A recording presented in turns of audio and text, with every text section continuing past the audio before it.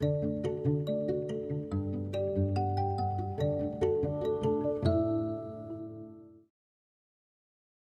everyone. Thank you for joining us in this session of Spokane Public Schools Keep Learning series for literacy. Today's lesson is for all our fourth graders out there, and any child who is interested is welcome to join us. My name is Mrs. Vandegraff, and I'm an instructional coach at Cooper Elementary in Spokane Schools, and I will be your teacher for this lesson. I'm so glad you are participating with me today. If you didn't see our previous lesson, you can find it on the KSPS website. You can still tune in to today's lesson even if you haven't seen any of the others. Today we will be rereading the biography about Cesar Chavez and drawing conclusions and making generalizations about his life and the lives of migrant farm workers during this time. For today's lesson, you will need 1 or 2 pieces of paper and something to write with. I will give you a moment to gather your supplies.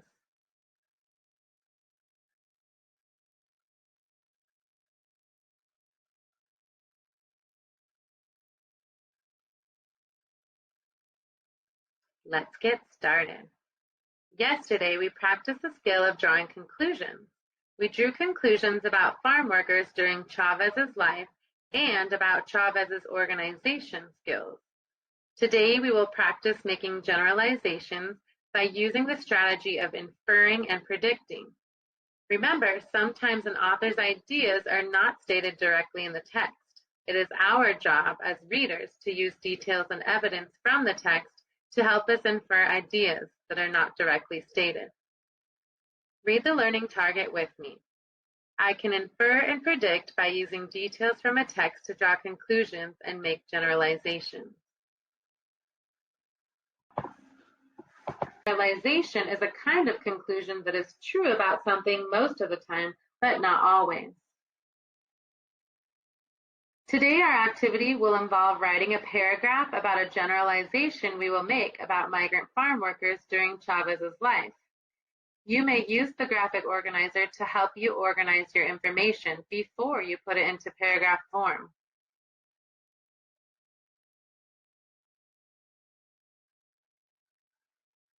Let's review our vocabulary words. Association. These kids have formed a group or association that cleans up beaches. Capital. A state capitol is a building where lawmakers can make and change laws. Drought. In the 1930s, a drought or lack of rain made life hard for farmers. Publicity. The media can spread publicity or news about events and causes. Conflicts. Most conflicts or disagreements can be solved by talking things over. Remember, before good readers begin to read, they set a purpose, what they want to find out or enjoy in the selection. After reading the selection the first time, I know that this is a biography about Cesar Chavez, who fought for the rights of migrant workers. I wanted to find out why Chavez chose to do this and whether he was successful. By the end of the text, we were able to find out why he made this choice and whether he was successful. We will continue to use details and make generalizations about Cesar and what was going on during this time, and talk about it at the end of this lesson. Let's begin reading with these thoughts in mind. As a boy, Cesar Chavez lived on his family's big ranch in Arizona. His family had a big house and all the food they could want. Cesar loved to play with his cousins and his brother Richard. He liked to listen to his relatives' tales of life back in Mexico. Then in 1937, the summer Cesar was 10, the trees around the ranch began to wilt. The sun baked the farm soil rock hard. A drought was choking the life out of Arizona. Without water for the crops, the Chavez family couldn't make money to pay its bills. There came a day when Cesar's mother couldn't stop crying. In a daze, Cesar watched his father strap their possessions onto the roof of their old car. After a long struggle, the family no longer owned the ranch. They had no choice but to join the hundreds of thousands of people fleeing to the green valleys of California to look for work. Cesar's old life had vanished. Now he and his family were migrants, working on other people's farms, crisscrossing California, picking whatever fruits and vegetables were in season. When the Chavez family arrived at the first of their new homes in California, they found a battered old shed. Its doors were missing and garbage covered the dirt floor. Cold, damp air seeped into their bedding and clothes. They shared water and outdoor toilets with a dozen other families, and overcrowding made everything filthy. The neighbors were constantly fighting, and the noise upset Cesar. He had no place to play games with Richard. Meals were sometimes made of dandelion greens gathered along the road. Cesar swallowed his bitter homesickness and worked alongside his family. He was small and not very strong, but still a fierce worker. Nearly every crop caused torment. Yanking out beets broke the skin between his thumb and index finger. Grapevines sprayed with bug-killing chemicals made his eyes sting and his lungs wheeze. Lettuce had to be the worst. Thinning lettuce all day with a short-handled hoe would make hot spasms shoot through his back. Farm chores on someone else's farm instead of on his own felt like a form of slavery. The Chavez family talked constantly of saving enough money to buy their ranch. But by each sundown, the whole family had earned as little as 30 cents for the day's work. As the years blurred together, they spoke of the ranch less and less. The towns weren't much better than the fields. White trade only signs were displayed in many stores and restaurants. None of the 35 schools Cesar attended over the years seemed like a safe place either. Once, after Cesar broke the rule about speaking English at all times, a teacher hung a sign on him that read, "I am a clown. I speak Spanish." He came to hate school because of the conflicts, though he liked to learn. Even he considered his 8th grade graduation a miracle. After 8th grade, he dropped out to work in the fields full-time. His lack of schooling embarrassed Cesar for the rest of his life, but as a teenager, he just wanted to put food on his family's table. As he worked, it disturbed him that landowners treated their workers more like farm tools than human beings. They provided no clean drinking water, rest periods, or access to bathrooms. Anyone who complained was fired or beaten up. So like other migrant workers, Cesar was afraid and suspicious whenever outsiders showed up to try to help. How could they know about feeling so powerless? Who could battle such odds? Yet Cesar had never forgotten his old life in Arizona and the jolt he'd felt when it was turned upside down. Farm work did not have to be this miserable. Let's go ahead and reread the last sentence of the second paragraph on page 564. As the years blurred together, they spoke of the ranch less and less. I can infer that the family has lost hope. The author says the family earns only 30 cents a day. They know there's no hope of ever saving enough to buy back the ranch. Practice using the infer and predict strategy as we continue reading. Let's continue reading. Reluctantly, he started paying attention to the outsiders. He began to think that maybe there was hope, and in his early 20s, he decided to dedicate the rest of his life to fighting for change. Again, he crisscrossed California, this time to talk people into joining his fight. At first, out of every 100 workers he talked to, perhaps one would agree with him. One by one, this was how he started. At the first meeting, Cesar organized a dozen women gathered. He sat quietly in a corner. After 20 minutes, everyone started wondering when the organizer would show up. Cesar thought he might die of embarrassment. "Well, I'm the organizer," he said, and forced himself to keep talking, hoping to inspire respect with his new suit and the mustache he was trying to grow. The women listened politely, and he was sure they did so out of pity. But despite his shyness, Cesar showed a knack for solving problems. People trusted him.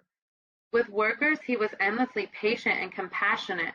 With landowners, he was stubborn, demanding, and single-minded. He was learning to be a fighter. In a fight for justice, he told everyone, truth was a better weapon than violence. Nonviolence, he said, takes more guts. It meant using imagination to find ways to overcome powerlessness. More and more people listened. One night, 150 people poured into an old abandoned theater in Fresno. At this first meeting of the National Farm Workers Association, Cesar unveiled its flag, a bold black eagle, the sacred bird of the Aztec Indians. La Causa, the cause, was born. It was time to rebel, and the place was Delano. Here in the heart of the lush San Joaquin Valley, brilliant green vineyards reached toward every horizon. Poorly paid workers hunched over grapevines for most of each year. Then in 1965, the vineyard owners cut their pay even further. Cesar chose to fight, just one of the 40 landowners, hopeful that others would get the message. As plump grapes drooped, thousands of workers walked off that company's field in a strike, or huelga. Grapes, when ripe, do not last long. The company fought back with everything from punches to bullets. Cesar refused to respond with violence. Violence would only hurt La Causa. Instead, he organized a march of more than 300 miles. He and his supporters would walk from Delano to the state capitol in Sacramento to ask for the government's help. Cesar and 67 others started out one morning. Their first obstacle was the Delano police force, 30 of whose members locked arms to prevent the group from crossing the street. After 3 hours of arguing in public, the chief of police backed down. Joyous marchers headed north under the sizzling sun. Their rallying cry was, "Si se puede," or "Yes, it can be done." The first night, they reached Ducourt. The marchers slept outside the tiny cabin of the only person who would welcome them. Single file, they continued, covering an average of 15 miles a day. They inched their way through the San Joaquin Valley, while the unharvested grapes in Delano turned white with mold. Cesar developed painful blisters right away. He and many others had blood seeping out of their shoes. The word spread. Along the way, farm workers offered food and drink as the marchers passed by. When the sun set, marchers lit candles and kept going. Shelter was no longer a problem. Supporters began welcoming them each night with feasts. Every night was a rally. "Our pilgrimage is the match," one speaker shouted, "that will light our cause for all farm workers to see what is happening here." Eager supporters would keep the marchers up half the night talking about change. Every morning, the line of marchers swelled, Cesar always in the lead. On the 9th day, hundreds marched through Fresno. The long, peaceful march was a shock to people unaware of how California farm workers had to live.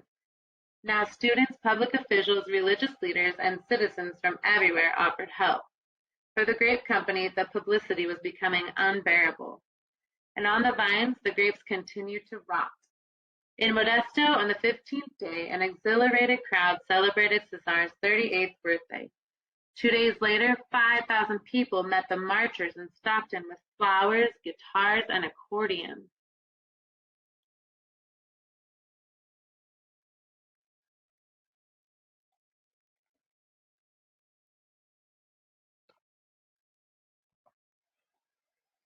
That evening, Cesar received a message that he was sure was a prank. But in case it was true, he left the march and had someone drive him all through the night to a mansion in wealthy Beverly Hills. Officials from the grape company were waiting for him. They were ready to recognize the authority of the National Farm Workers Association, promising a contract with pay raise and better conditions. Cesar rushed back to join the march. On Easter Sunday, when the marchers arrived in Sacramento, the parade was 10,000 people strong. From the steps of the state capitol building, the joyous announcement was made to the public. Cesar Chavez had just signed the first contract for farm workers in American history. Let's be reading detectives. Based on what we read today, what generalization could you make about migrant farm workers when Chavez was a boy? Remember, we can first use the graphic organizer for drawing conclusions and making generalizations before we put the information into paragraph form. Here's how I use the graphic organizer to help me. I wrote down the generalization that I made. Migrant farm workers were treated poorly. Now I need to add the text details that help me make that generalization. Go ahead and write down the generalization in the first box on your graphic organizer.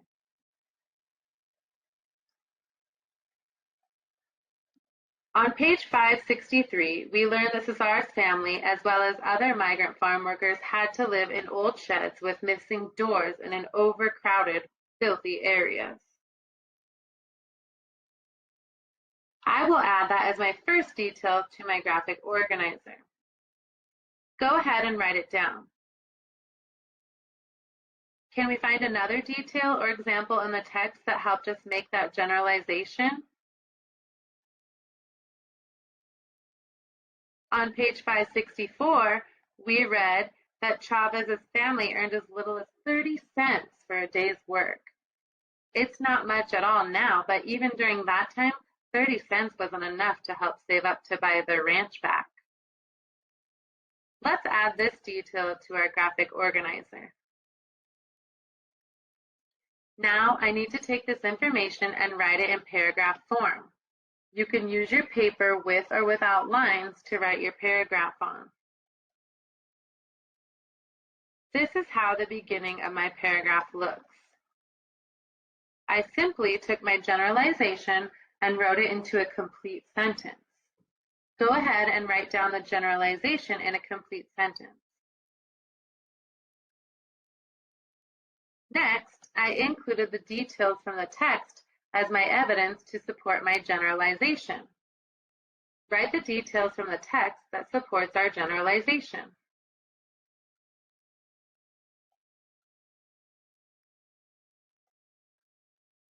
Finally, I ended my paragraph with further explanation of why the details from the text support our generalization. It helps wrap up the paragraph and includes my thinking about the text. Landowners did not care about the well-being of migrant farm workers during this time. This is also another generalization that I made, but it supports the generalization we came up with. Go ahead and finish up your paragraph.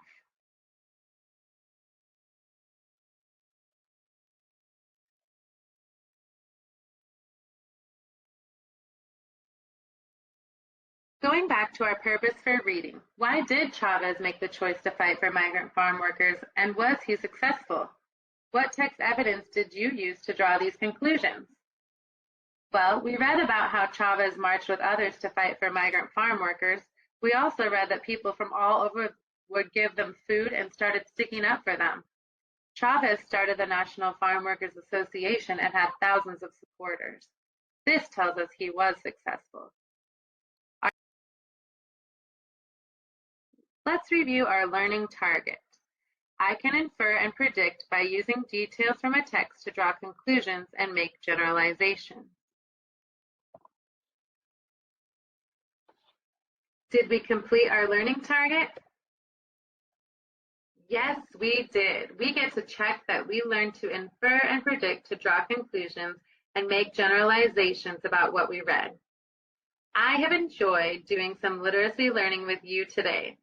Thank you for joining me as you keep learning from home. I look forward to seeing you again for our next lesson here on KSPS.